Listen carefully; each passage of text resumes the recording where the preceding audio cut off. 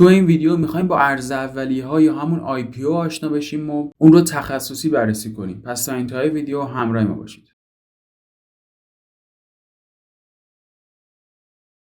به نام خدا، سلام. با پارت هفتم از دوره آموزش بورس در خدمتتونیم و توی این ویدیو میخوایم با ارز اولیه‌ها یا همون IPO آشنا بشیم. اما قبل از اینکه کارو شروع کنیم باید بگم که قبل از این ما دوره جامعه پرسکشن رو برگزار کردیم که تا الان حدود 90 تا ویدیو ازش آپلود شده. اگه وارد کانال بشید، قسمت پلیلیست رو بیارید و نوار رو بالا بکشید، به دوره جامعه پرسکشنمون میرسید که یک عکس قرمز رنگ هم اینجا داره و راحت میتونید تشخیصش بدید. این دوره خیلی برای ما مهمه. ویدیو پیشرفته تری رو قطعا برایش ضبط می‌کنیم و با این دوره شما میتونید تریدر بشید، توی بازارهای جهانی ترید بکنید و خیلی جامع و کامل. اصلا از دستش ندید. لینک پلیلیستش رو این بالا هم براتون میذارم، اگر خواستید از اینجا میتونید واردش بشید. اما قبل از اینکه کارو شروع کنیم، لایک ویدیو فراموش نشه. آدرس اینستاگراممون هم اینجا هست. تو اینستا تمرینات بیشتری و مخصوصا برای همین دوره جامعه پرسکشنمون میذاریم، خیلی میتونه بهتون کمک بکنه. بریم سراغ کارمون. میخوایم با ارز اولیه آشنا بشیم. قبلش باید بازار اولیه و ثانویه رو بشناسید. ببینید شرکت‌ها وقتی برای اولین بار سهامشون میاد توی بورس، در واقع اون سهام برای اولین باره که عرضه شده، پس بهش میگیم عرضه اولیه. حالا ممکنه یه شرکت قبلا یک بخشی از سهامش توی بورس بوده،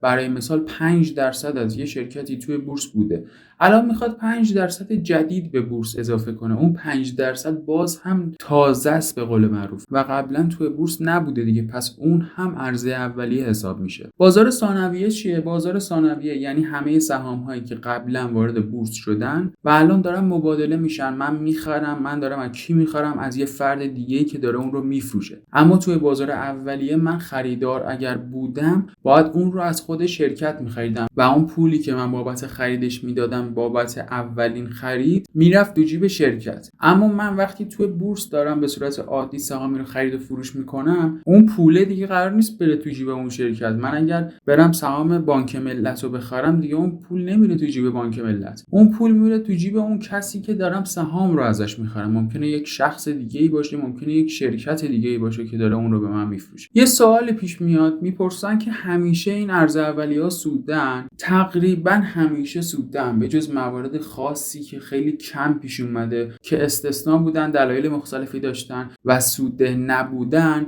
99% این ارز اولیه‌ها سوده هستن و ما میتونیم از سودش استفاده بکنیم. اما یه نکته رو باید بگم که ما نمیتونیم هر چقدر دلمون میخواد از اون بخریم. یه محدودیتی وجود داره. یه تعداد خاصی سهام قرار عرضه بشه و یه تعداد خاصی افراد درخواست خرید میدن و اون ارز اولیه تقسیم میشه بین این افراد. خیلی ساده توضیح دادم و خیلی اهمیتی هم نداره خیلی دقیق بدونیمش، در همین حد کافیه. و مثلا یه ارز اولیه ممکنه 1 میلیون به من برسه بخرم، یه ارز اولیه ممکنه 200,000 تومان به من برسه و معمولا همین حدودن، 200,000 تومان، 300 تومان، 500 تومان. اما چقدر سود میدن؟ این رو هم نمیشه یه جواب کلی داد. دلیل اول این که خب قیمت هاشون فرق میکنه. همونجوری که گفتم، یکیش مثلا 500,000 تومان به من میرسه و میخرم، یکیش 1 میلیون تومان به من میرسه. طبیعتا اگر هر دو 10% هم سود بدن، مبلغ ریالیش متفاوت میشه. اما اینکه من کجا تصمیم بگیرم بفروشم، رو چند درصد بخوام بفروشم، یا من تحلیل بلدم بکنم، تحلیل تکنیکال که جواب نمیده، چون ارز اولیه است، تازه اومده، تارتی نداره که من بخوام تحلیلش بکنم. باید از تحلیل‌های بنیادی اون شرکت استفاده کنم و تصمیم بگیرم کجا بفروشمش. یا اینکه تحلیل بلد نیستم، که اینجا باز روش‌های مختلفی هست.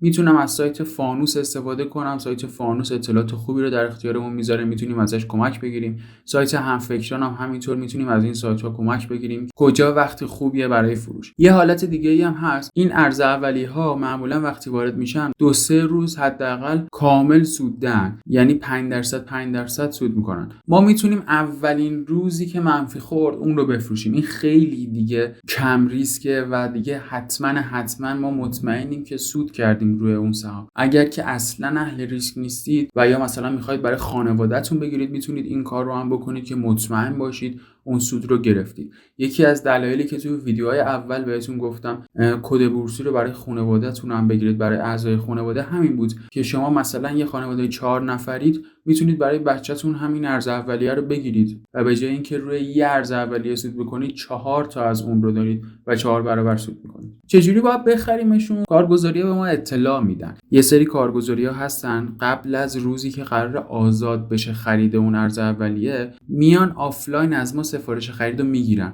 که ما دیگه نریم توی اون روز مشخص توی ساعت مشخصش بخوایم اون ارز اولیه رو بخریم. میتونیم روز قبلش سفارشمون رو تنظیم کنیم و ممکنه اون روز سرمون شلوغ باشه نتونیم یا هر دلیل دیگه ای ما از قبل خریدیم و کارگزاری توی روز مشخص که اون ارز اولیه وارد میشه برای ما خرید رو ثبت میکنن. یه سری کارگزاری‌های دیگه هستن که به صورت پیش‌ورز اون رو برای ما میخرن. توی ثبت نام اولیه‌اش این گزینه هست که ارز اولیه رو همیشه برای من بخر، پول تو حساب بود، ارز اولیه رو برای من بخر، من نبودم من بخر. کارگزاری با کارگزاری فرق داره. توی انتخاب کارگزاری که توی ویدیوهای قبلی صحبت کردیم این رو هم گفتم. یکی از نکاتی که میتونیم بهش توجه کنیم توی انتخاب کارگزاری ها همین ارز اولیه ها هم میتونه باشه. کی بفروشیم هم گفتم دیگه. میتونیم از سایت هایی که بهمون کمک میکنن استفاده کنیم، فانوس، همفکران یا اون روش‌های دیگه‌ای که بهتون گفتم استفاده بکنیم. برای این ویدیو کافیه. دوست ندارم الکی طولانی بکنیم ویدیو رو و میریم سراغ ویدیوهای بعدی و مطالب بیشتری رو توی ویدیوهای بعدی بهتون میگم. این دوره رو سعی میکنم کامل و جامع ضبط کنم و همه نکات بورسی رو بهتون بگم. خیلی میتونه کمکتون بکنه. پس حتما ویدیوهای بعدی ما هم دنبال کنید. ممنونم که تو این ویدیو همراه ما بودید.